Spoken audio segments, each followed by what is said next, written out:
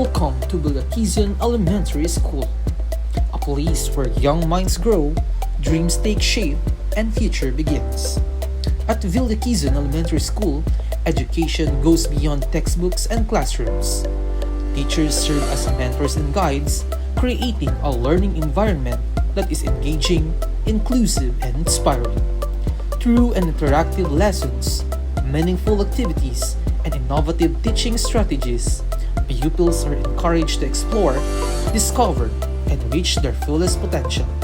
Supported by dedicated educators, active parents, and committed stakeholders, Bulakizon Elementary School continues to build strong partnerships that contribute to the success of every learner.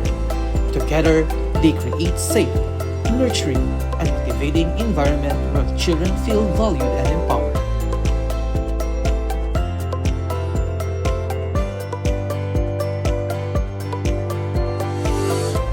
Reading is the key that unlocks knowledge, imagination, and endless possibilities. Through reading, learners discover new ideas, explore different cultures, and gain a deeper understanding of the world around them. It is more than just recognizing words.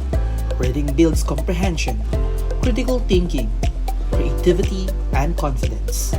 In the classroom, reading opens doors to meaningful learning experiences. Every story read, every passage understood, and every new word learned helps shape learners into better communicators and lifelong learners. Reading strengthens academic performance and supports success in all areas of learning. Reading also builds confidence. As learners improve their skills, they become more independent, expressive, and eager to participate. Reading empowers learners to think, question, and dream beyond the pages of a book. Indeed, reading is not just a subject. It is a lifelong skills that prepare learners for a brighter future. At Bulakizon Elementary School, no learner is left behind. Through Project Zero, the school takes a strong step toward ensuring that every child becomes a reader. Project Zero aims to reduce the number of non-readers to zero by providing focused and targeted reading intervention. Through guided reading sessions, phonics instruction, and engaging reading materials, learners receive the support they need to improve their reading skills. The student interns at CLSU dedicate time, effort, and passion to help struggling readers. With patience and encouragement, they guide learners step by step, from recognizing letters and sounds to reading words, sentences, and eventually full stories with confidence.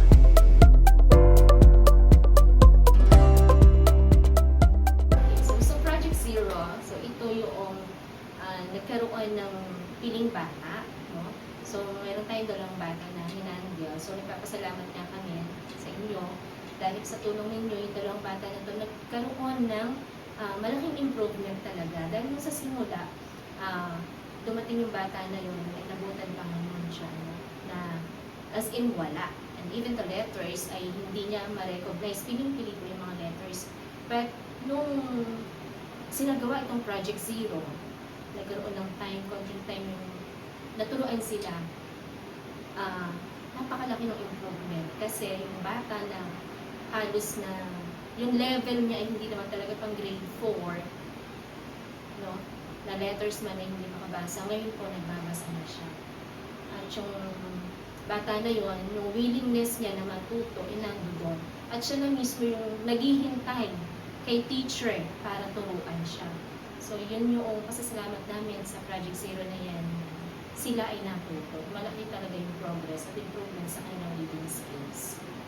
Yung mga practice teachers natin, they also collaborated with us on the said project, which is the Project Zero, wherein nagturo sila. They've given two cases or pupils, each practice teacher na tinuruan nila when it comes to reading and reading comprehension. And we found out that through these different applications, tumaas yung level ng kanilang competency when it comes to comprehension. From struggling to instructional.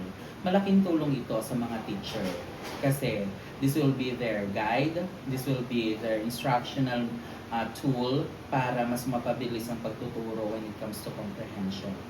And at the same time, magiging fun ang pagtuturo dahil hindi nararamdaman ng mga bata that they are learning already through games. Recognizing the importance of strong reading comprehension, the CLSU interns proudly introduces Project DigiRead, an innovative initiative designed to enhance pupils' reading abilities through interactive ebooks and digital learning tools. Project DigiRead transforms traditional reading into an engaging and meaningful experience. Through colorful digital stories, interactive activities, and multimedia resources, learners are motivated to read, understand, and enjoy every lesson. These digital materials help pupils develop comprehension skills, vocabulary, and critical thinking in a fun and accessible way. Project DigiRead also promotes independent learning. Pupils are encouraged to explore digital stories at their own pace, strengthening their confidence and love for reading.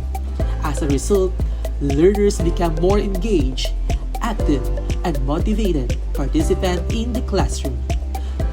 Villacuisin Elementary School remains committed to nurturing young leaders and lifelong learners through innovative programs like Project DigiRead.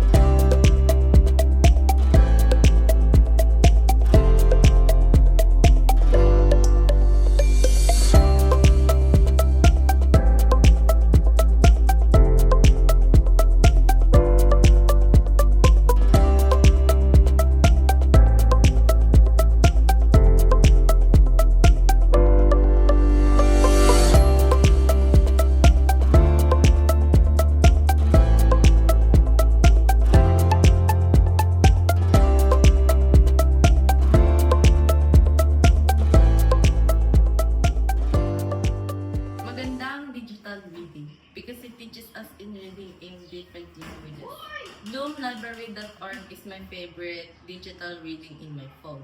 It has different topics, languages, and different books you can choose from Bloom Library. It encourages us to practice influent reading. We played some games too, but it is educational. Naglalaro ka na, natututo ka pa. It encourages us to be strategic in gaming and makes us educated at the same time. Project DigiRead plays important role in the development of reading among Villapison Elementary struggling readers. Actually, when Ma'am Cha and Sir Ken introduced these different instructional reading applications, we found certain important and significance as the reader goes from struggling to instructional. Nung ginamit nila ang Bloom's library, room recess, and word wall, nakakatuwa. It's a form of game. It's a form of digital instruction wherein natututo yung mga bata, natutuwa at the same time, at wala silang parang hindi magandang naging impact. Moreover, technology is being applied also. And also, less yung time ng teacher na dada ng dada o salita ng salita. Yung interactive digital reading, it is a powerful tool na ginagamit ninyo, no, dun sa mga bata. Kasi yung mga bata, mas nagiging interested sila doon sa pagbabasa. Nagkakaroon sila ng motivation na yung ginagawa nila, lumalawak yung kanilang vocabulary, tapos at the same time, bukod sa nag-enjoy sila din sa laro, natututo silang magbasa. Napakagandang motivation sa bata, encouraging, tapos alam mo yun, yung interaction, pati yung pag-manipulate nila sa computer, sa laptops, or sa cellphone, nagagawa nila, kaya nag-enjoy yung bata. So malaking tulong yun sa reading development ng bata. Empowering young readers, enhancing comprehension, building brighter futures, one digital page at a time.